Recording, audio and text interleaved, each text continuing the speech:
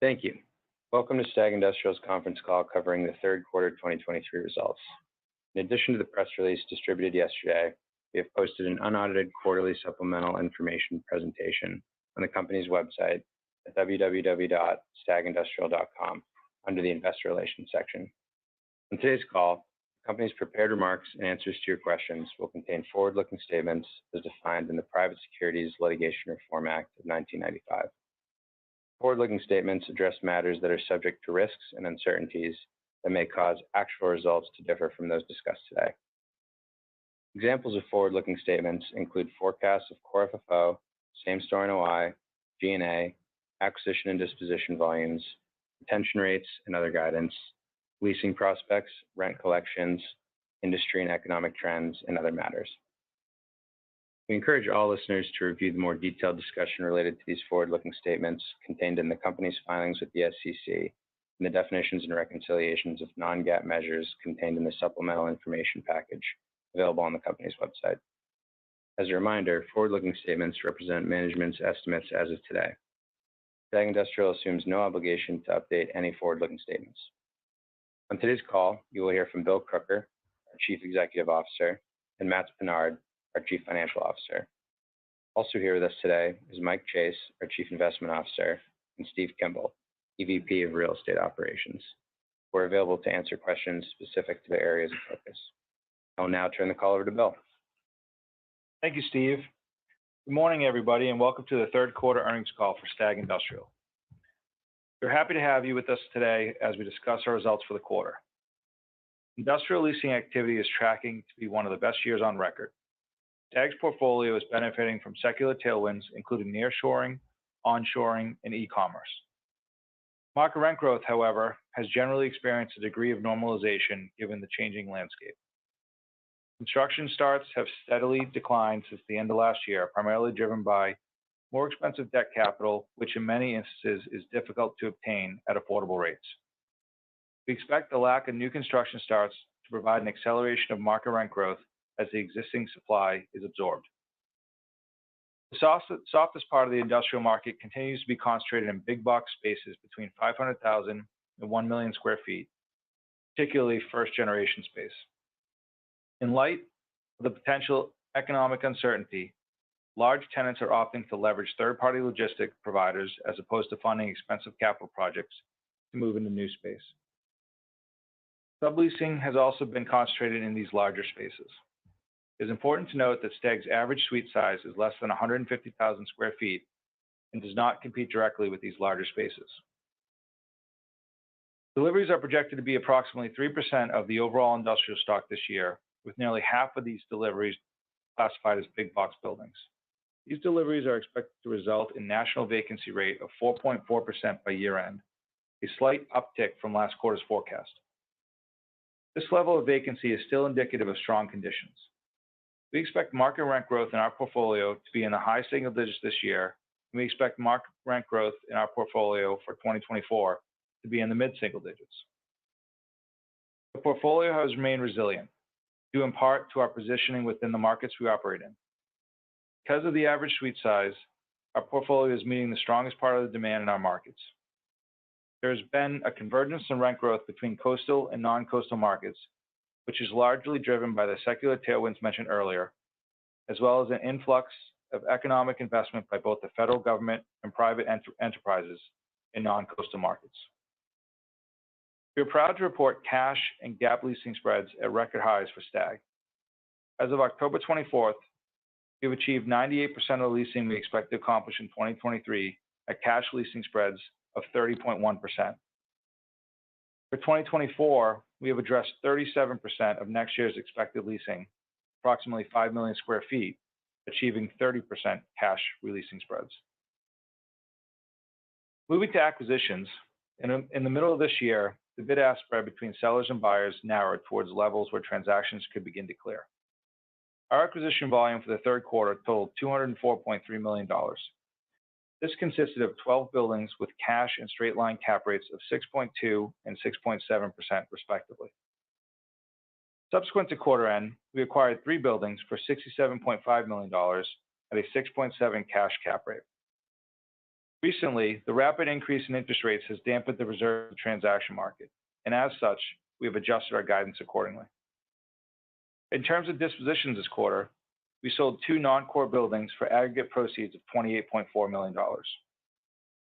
On the development front, this quarter we achieved substantial shell completion for our Port 290 development. This is located in Greer, South Carolina. Port 290 is well positioned to compete as tenant activity remains healthy in the 75 to 250,000 square foot suite range. We anticipate meeting our first half of 2024 lease commencement assumptions and rents greater than underwriting. In addition, in August, STAG closed on 31 acres of shovel-ready dirt in the east submarket of Tampa, Florida for $9.6 million. We will construct 2 warehouse distribution buildings totaling 298,000 square feet. Anticipated to deliver in the fourth quarter of 2024, the assets will accommodate up to 3 tenants per building. This was an opportunity for STAG to add to its growing development portfolio in a high barrier to entry, strong rent growth submarket of Tampa. With that, I will turn it over to Matt, who will cover our remaining results and updates to guidance. Thank you, Bill, and good morning, everyone. Core FFO per share was 59 cents for the quarter, an increase of 3.5% as compared to the third quarter of last year. Included in core FFO is a $900,000 settlement with a former tenant. This settlement resulted in an additional penny of core FFO for the quarter and is excluded from same-store cash NOI.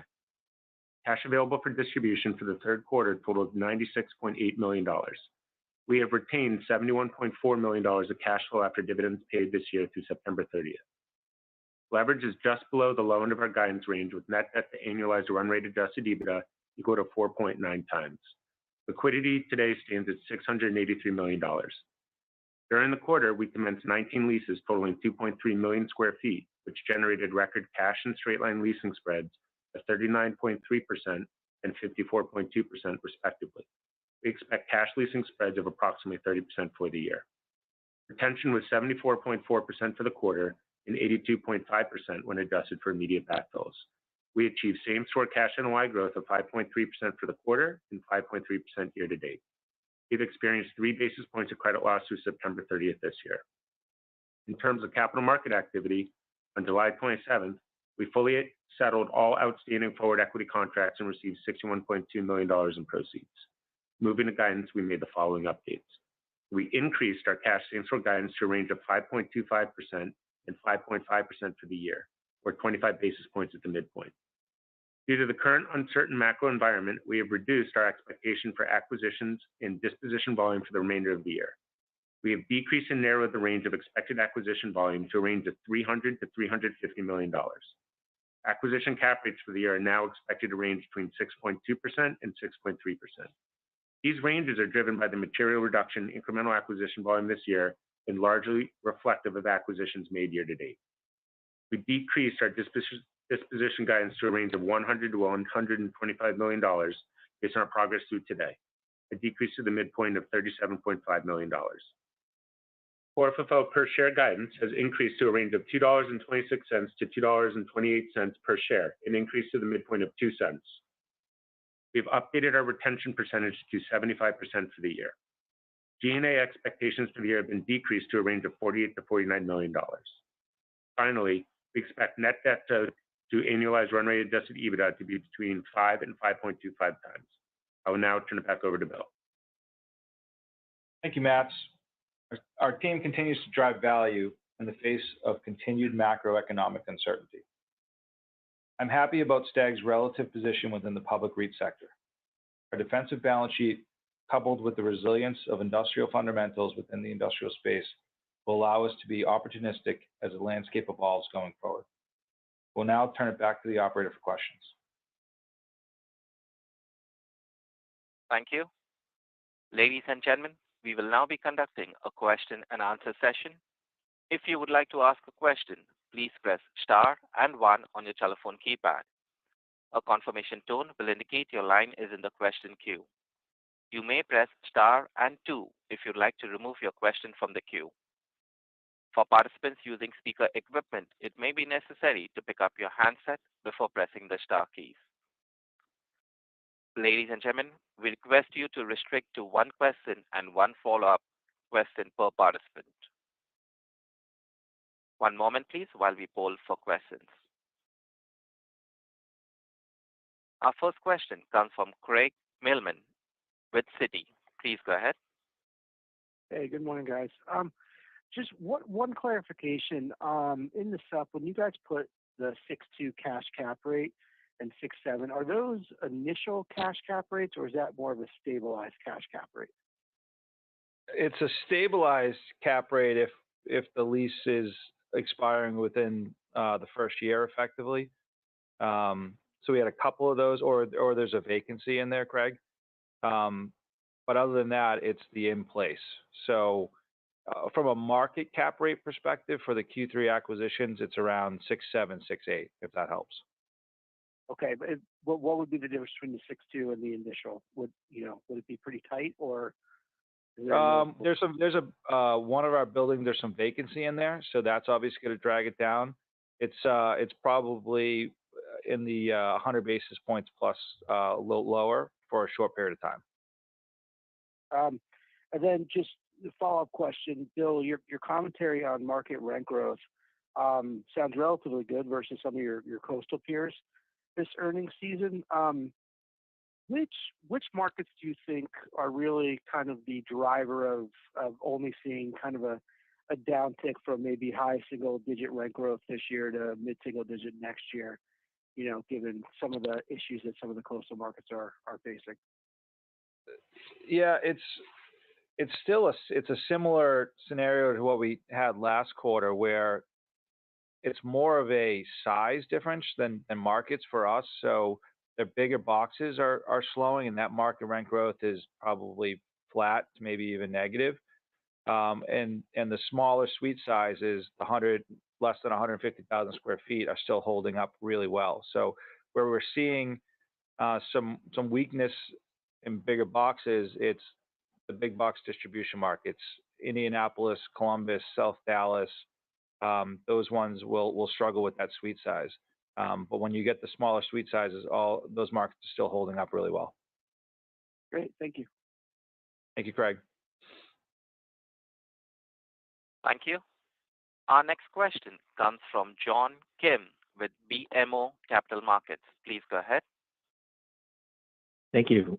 Just wanted to follow up on Craig's question on the cap rates on acquisitions. So when you look at the initial cap rate and then compare it to the adjustments to NOI that you have on page 6 of your supplement, even adjusting for timing, it suggests the initial NOI impact would be something closer to sub 3% initial yield.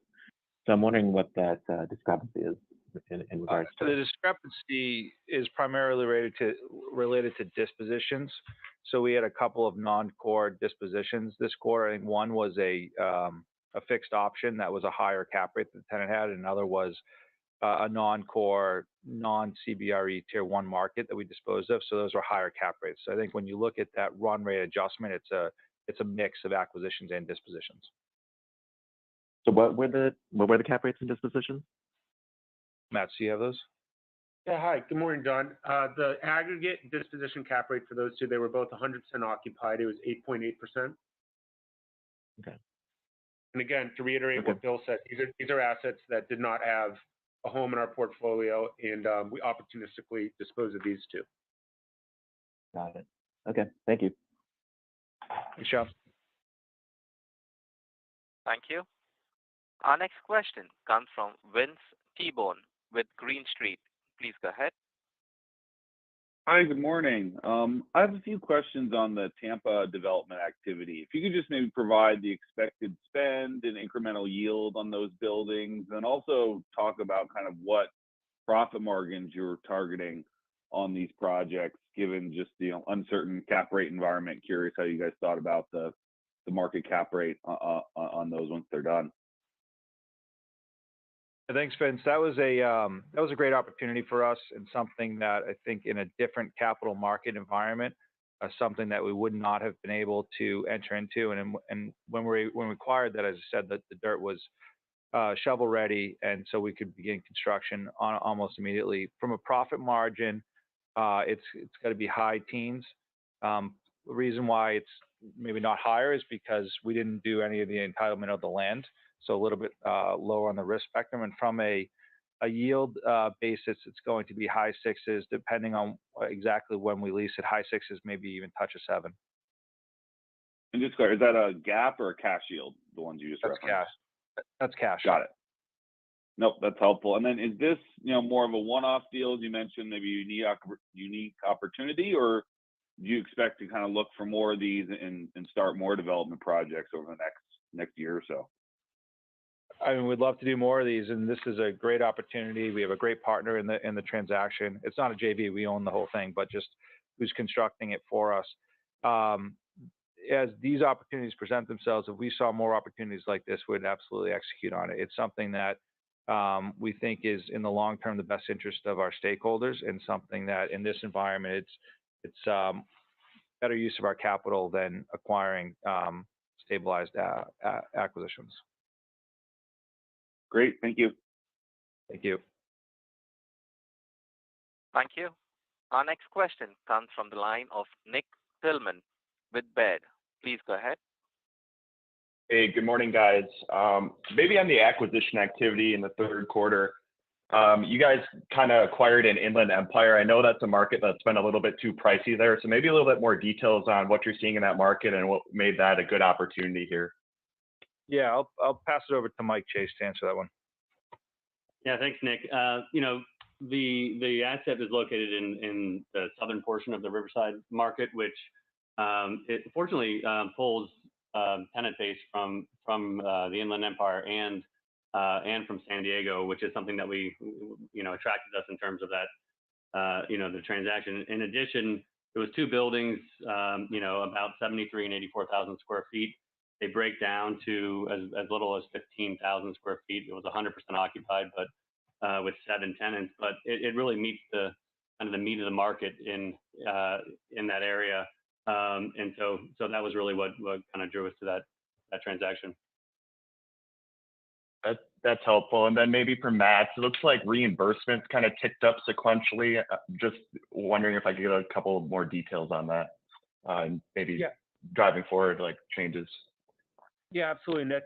There's really no theme there. This is very similar to what we've seen in previous quarters. To your point, we've seen an increase in expenses, which are 100% reimbursable.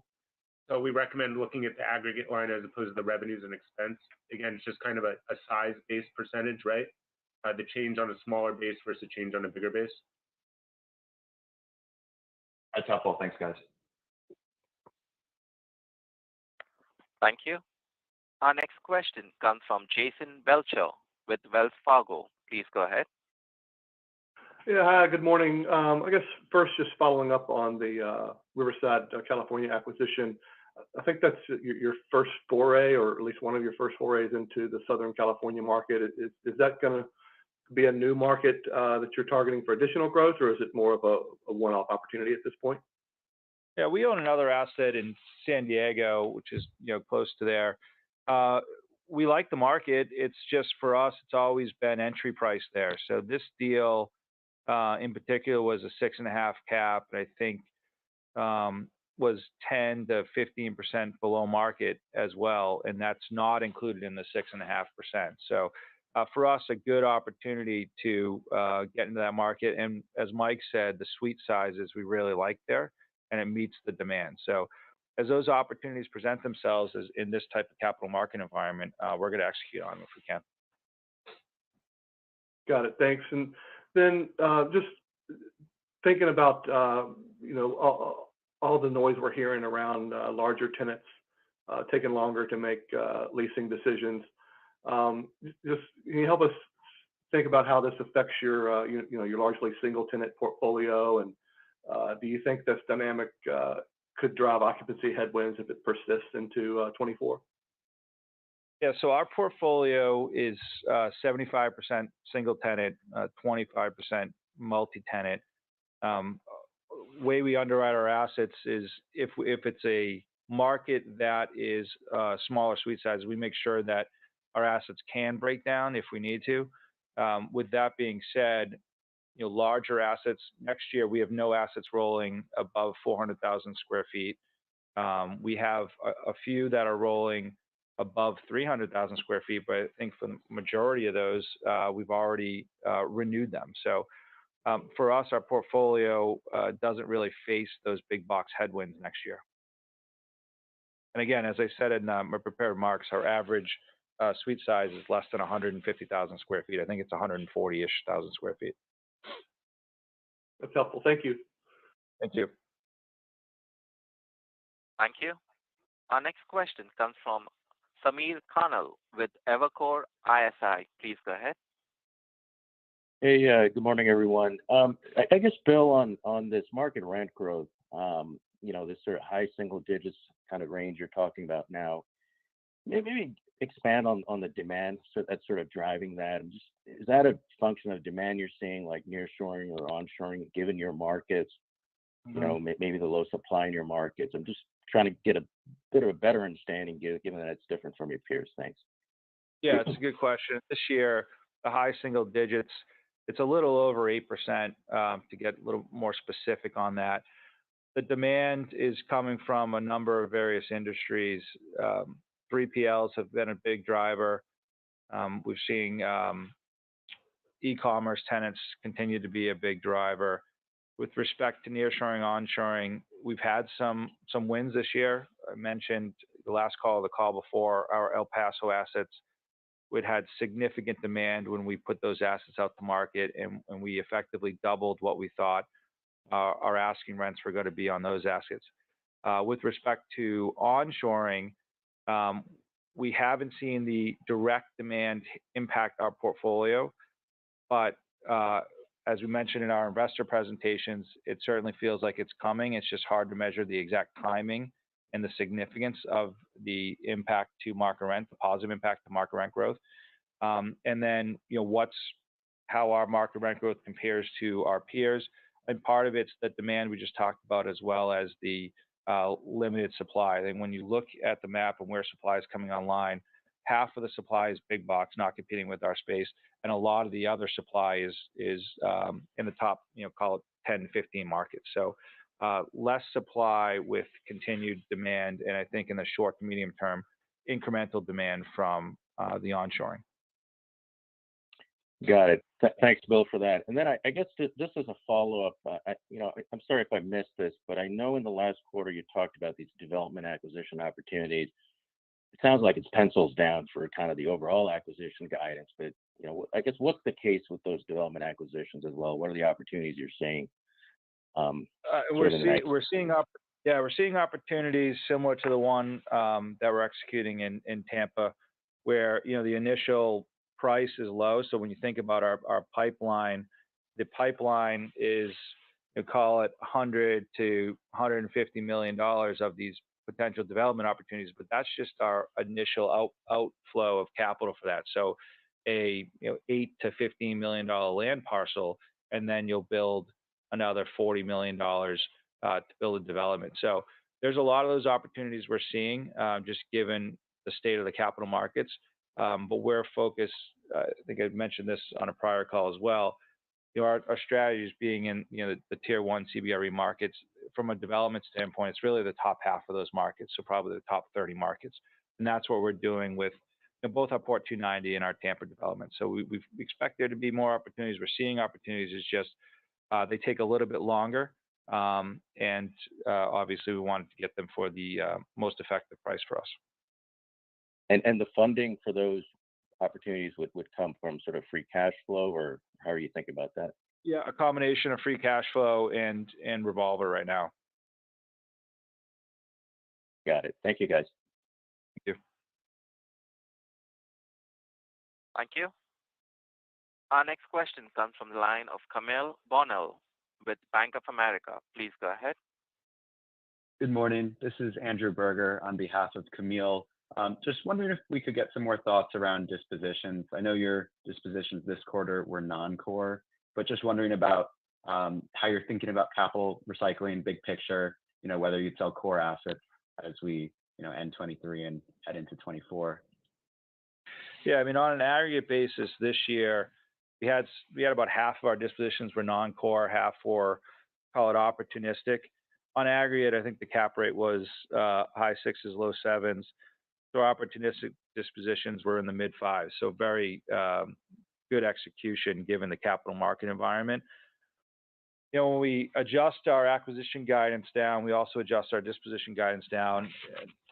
We've really entered again a price discovery phase in the market. So when we're not able to efficiently acquire, it's tough to efficiently dispose of assets. So it's something that is always in our capital plan each and every year, and we'll fine tune this as we give our 2024 guidance in February.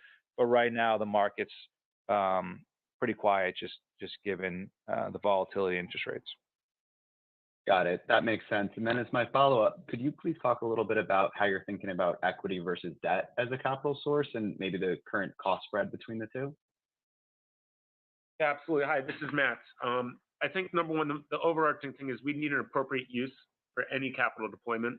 You know, as Bill mentioned, the acquisition market, we reverted to price discovery. We do not have anything on our closing schedule. Tons of capacity on the balance sheet. We're lowly levered. There's significant amount of liquidity. We're going to retain $90 to $100 million of free cash flow this year. So as we deploy capital, that would be the first piece. And then as Bill mentioned, there would be some incremental revolver dollars to the extent we find appropriate opportunities. But I think really the take-home point here right now is we're not seeing opportunities. Deals aren't trading. Deals are being pulled.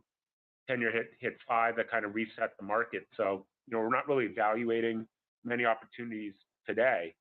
But, you know, if we were to go out and issue long-term debt, it's in the low 7s. If we're going to issue term loans, it'd be in the low 5s. And from an equity perspective, we're not really looking at that right now. Got it. Thank you very much. Thank you. Our next question comes from Michael Carroll with RBC Capital Markets. Please go ahead. Yeah, thanks. Just off of like the last few questions, I know, Bill, that you're taking a step back in the investment market. I mean, how long do you expect to be on the sidelines? And really, what do you have to see before you start re-ramping up activity? Does the capital markets need to stabilize before you feel comfortable doing that? I think that's a catalyst for the market to open up generally.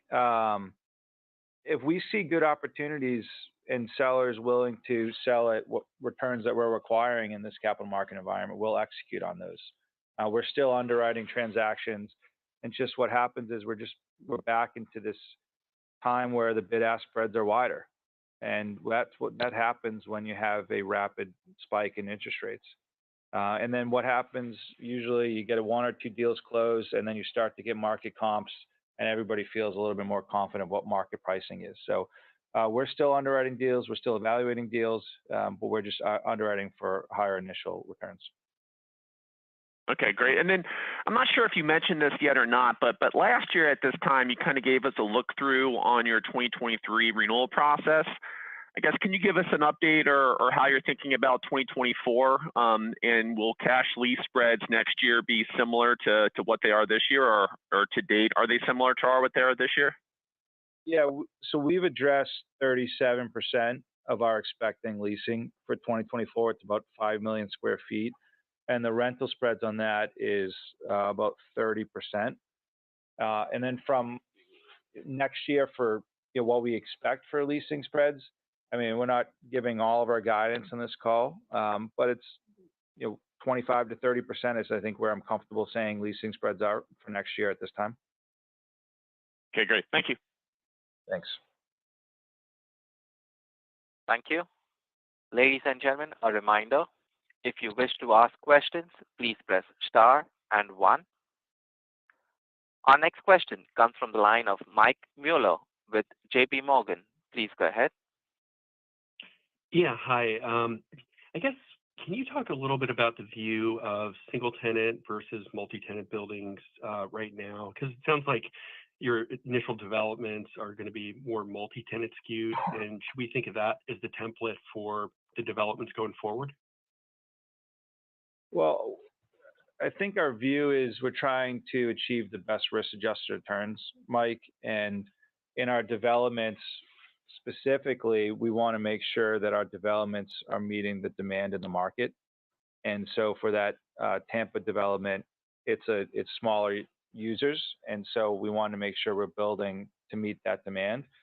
I said 25% of our portfolio is multi-tenant today. So when we went out at our IPO 11, 12 years ago, yeah, it was a single tenant strategy, but that has morphed over the years. And multi-tenant, I would say over the past couple of years, our acquisitions are probably close to 50-50 multi-tenant, single tenant. Got it. Okay. And then I guess what's the spot view on a range of acquisition cap rates for comparable product that you would be looking at today, just given kind of the backup in rates? Is the 4Q transactions that you penciled, is that, do you think, the right ballpark range for right now? The Q4 transactions were sourced in Q3, and so those were about a 6-7. I'd say now, depending on where the assets are in relation, where the leases are in relation to market, in place is probably got to be high 6s, low 7s, with probably a mark-to-market opportunity that's not included in that cap rate. Got it. Okay. Thank you. Thank you, Mike. Thank you. As there are no further questions, I would now hand the conference over to Bill Crooker, CEO, for closing comments. I just want to say thank you all for joining the call and support of STAG today and through the years. And look forward to seeing you all soon at the upcoming conferences. Take care. Thank you. The conference of STAG Industrial Inc. has now concluded. Thank you for your participation. You may now disconnect.